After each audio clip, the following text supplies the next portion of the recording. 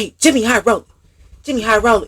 Are NBA players today actually better than players of the past? With the NBA season a third of the way through, we can now start to get a good framework of how this season is playing out. And if what we've seen so far is any indication of what's to come, we are in the midst of the biggest talent boom in NBA history. From top to bottom, the league is flooded with players who can go and get 30, 40 any given night. Rotational guys dropping triple doubles, and the superstars of the league all simultaneously shattering records. Take a look at the current MVP race, and it resembles something closer to an all-time ranking than an MVP leaderboard. 29, 12, and 11, 33, 5, and 6, 35, 8, and 8, 29, 6, and 10, 31, 4, and 7, 28, 9, and 6. Not only are all of these guys having MVP caliber seasons, they're all having historically great seasons. In fact, their numbers are so good, it has led some fans to question the very validity of stats in the NBA today. That these numbers aren't a direct result of how good these players are,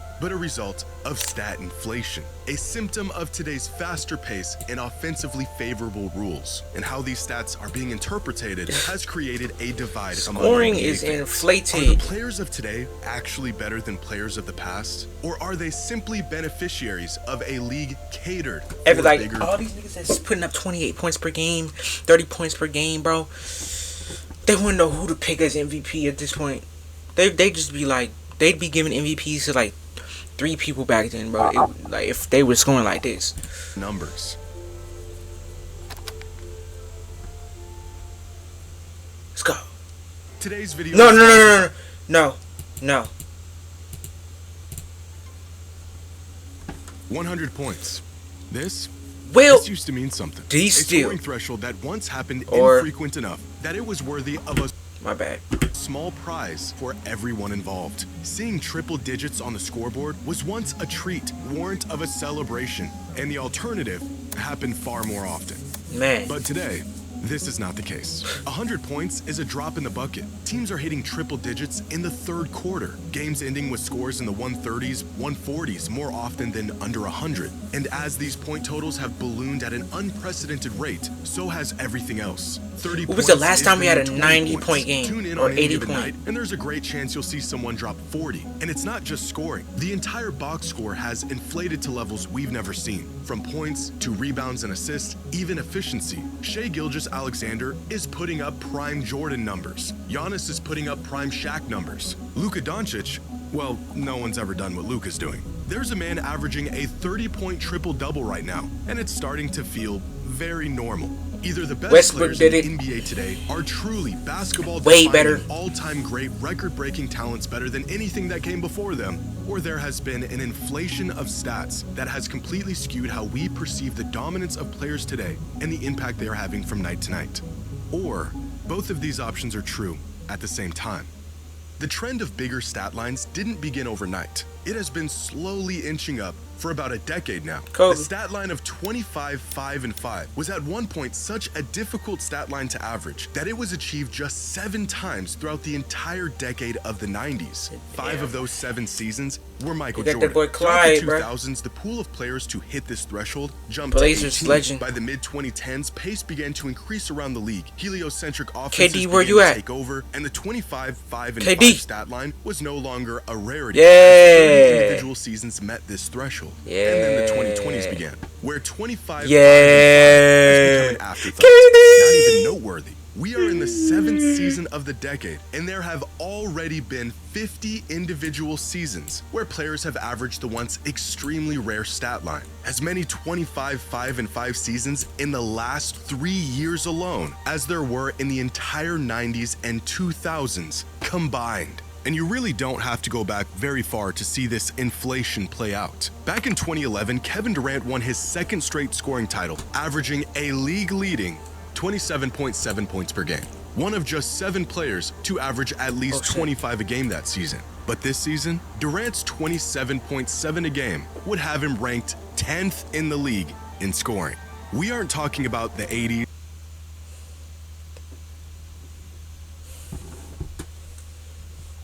Bro. Jaylen Brown. Bro, Jalen Brunson. Basically 30 points.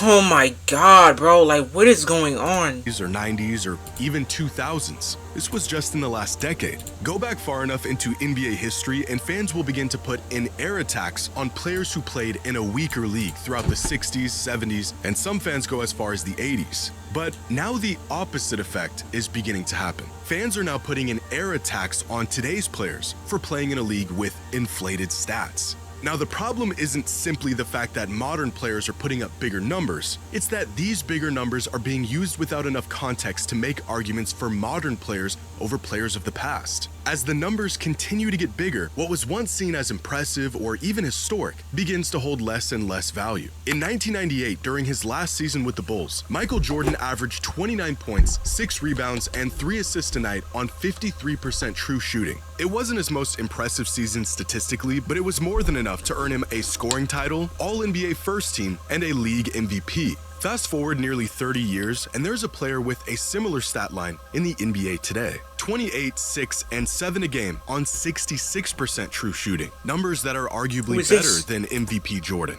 But this isn't Shai Gilgeous-Alexander, it's not Luka or Anthony Edwards, it's Austin Reeves, a second option who is currently putting up a better box score than the best player in the world less than 30 years ago. But it doesn't take a basketball savant to know Austin Reeves is not as productive, impactful, or as good as Michael Jordan was. And yet, without enough context, some people could, and unfortunately some people have, made this argument in favor of modern players. Stats throughout the NBA today are in fact a bit inflated compared to the past. But what exactly is causing this inflation? And are these numbers a true reflection of the impact players are making?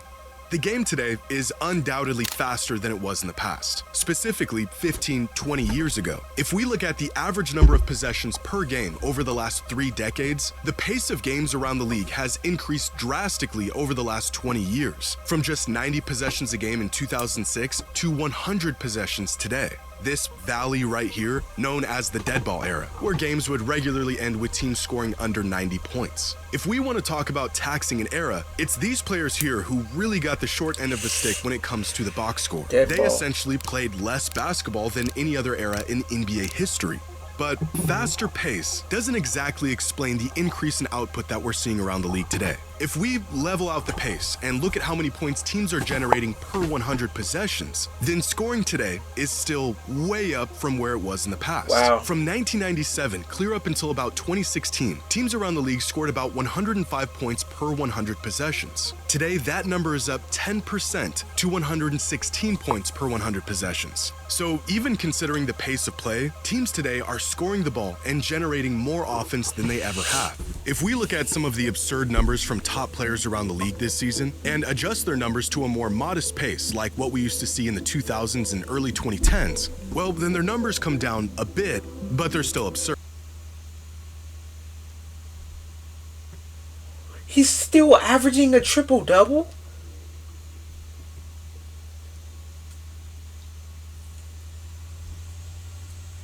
Bro, Doncic only went down a 3-pointer. Luka is still averaging 32, 8, and 8, Bro. And Jokic still has a 30-point triple-double. As nice as it would be to just explain all of this away with pace, the speed at which games are played today is not as big of a factor as it is said to be. So what exactly are the other factors?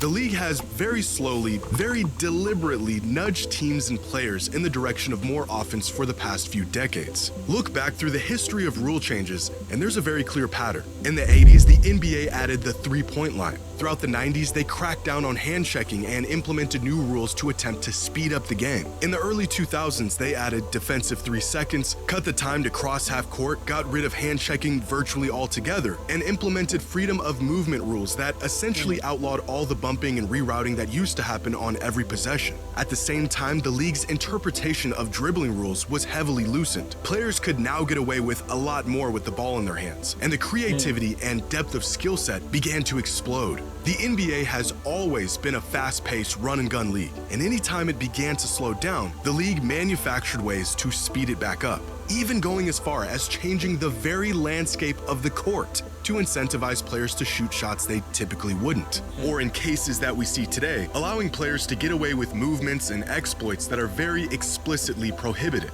or at least they're supposed to be. In reality, the NBA has always wanted more offense, and so it should be no surprise that players are producing more offense. Another often cited reason for the explosion of production in the NBA today is the prevalence of heliocentric basketball, the concept of an offensive system built around one player. In the NBA today, superstars around the league get more touches than ever, they get to make more decisions than ever, and as a result, their numbers get an inherent boost due to their highly ball-dominant style of play. Put the ball in the hands of your best player regardless of circumstance or situation. And although this play style is slowly dying out with teams like the Thunder, Celtics, and Spurs bringing back team-oriented ball, the stars of the league are still perceived as beneficiaries of this philosophy. Giannis Antetokounmpo is the definition of a power forward, and yet he regularly brings the ball up the court. He's averaging 6 assists a night, assist numbers that were almost unheard of from a rim-running big man in past eras, and a testament to his elite playmaking ability.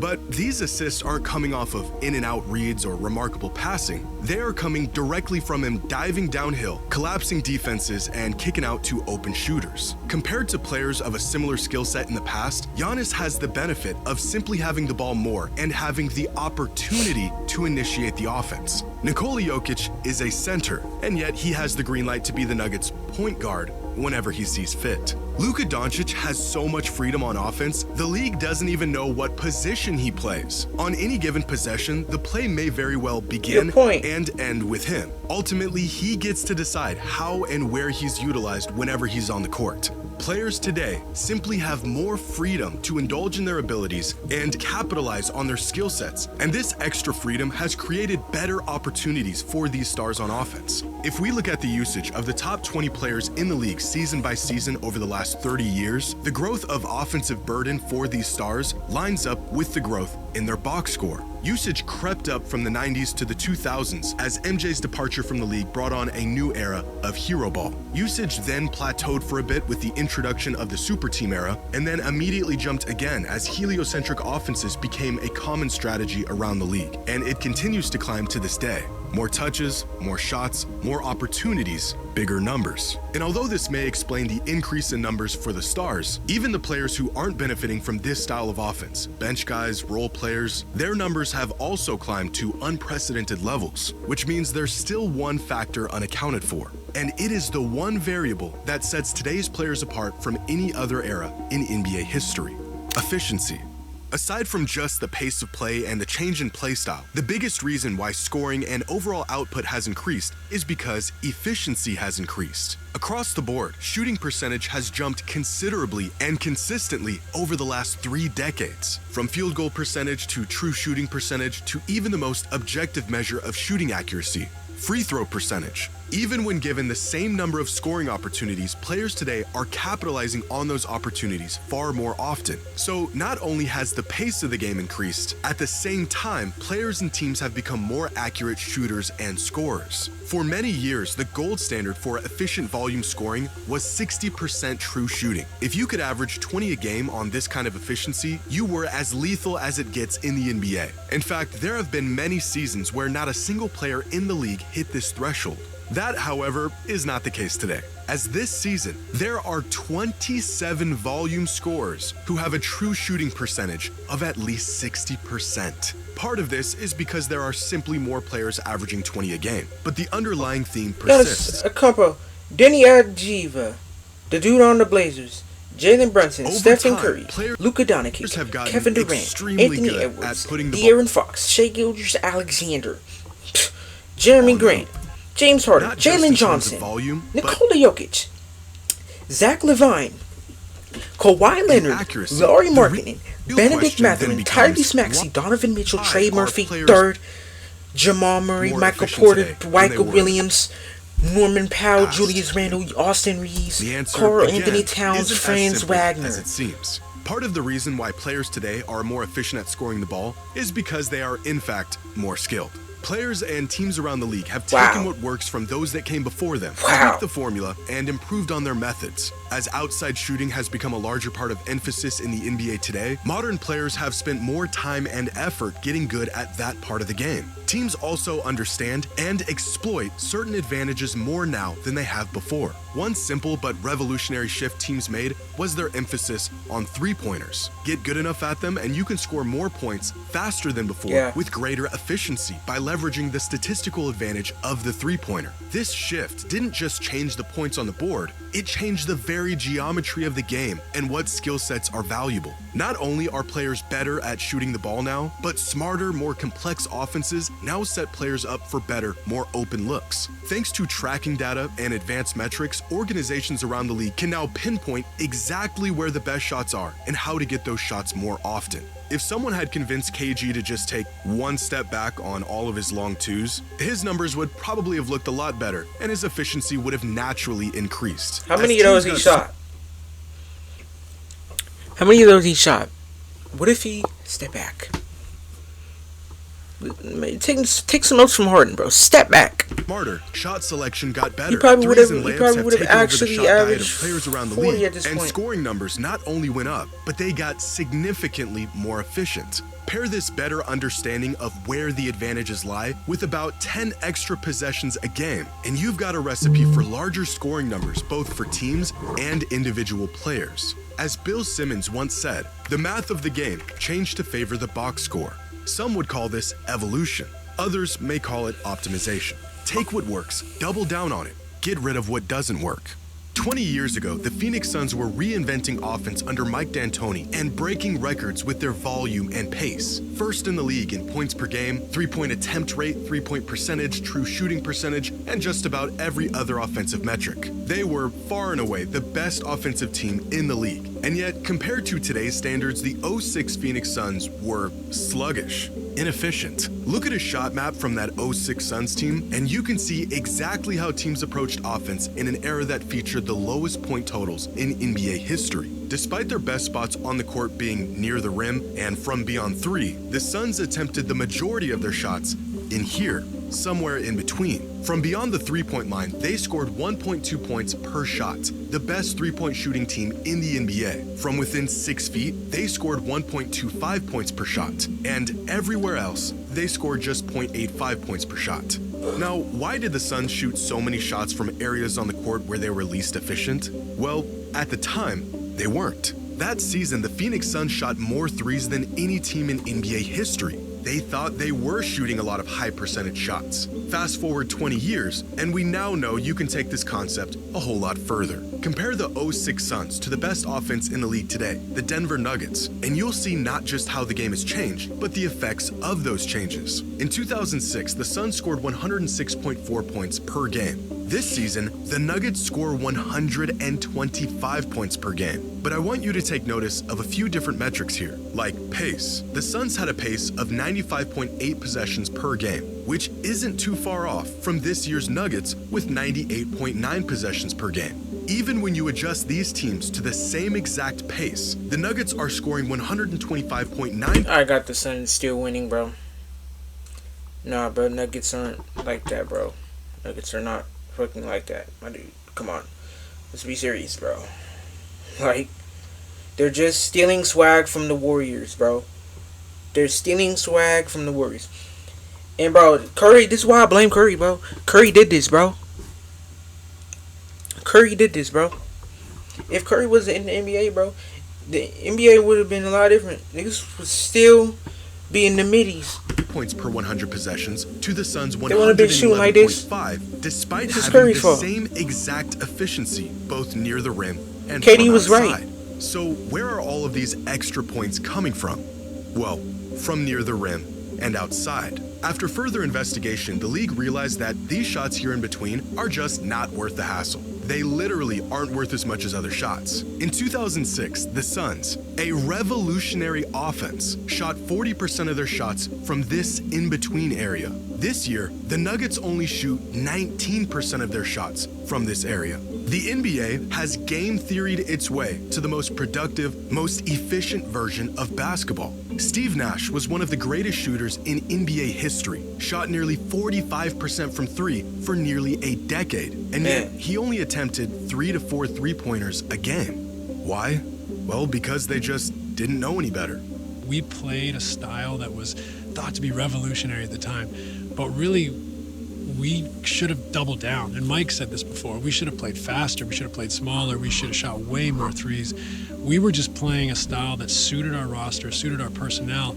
It was foreshadowing for the future. I think I was too conservative shooting the ball. Like, I should have walked into way more threes, I should have looked for more threes, but I didn't come out like guns blazing, try to, get 20 in the first half, because I didn't think that would do my team any favors. Now we know numerically it just makes way too much sense and not enough sense. And the game wasn't ready for that yet. Right. We didn't value the analytics. We probably weren't even, analyzing things to the extent we are now, or even, 2 or 3 years after. Bro, if Steve Nash, bro, wasn't this dude's MVP, one of this dude's MVP seasons, like, didn't he average like 14 points per game? If this nigga took 3 more threes, bro, at least 3 more threes, and drove to the rim once, or one more time, bro, maybe got a free throw, this nigga would be averaging everything.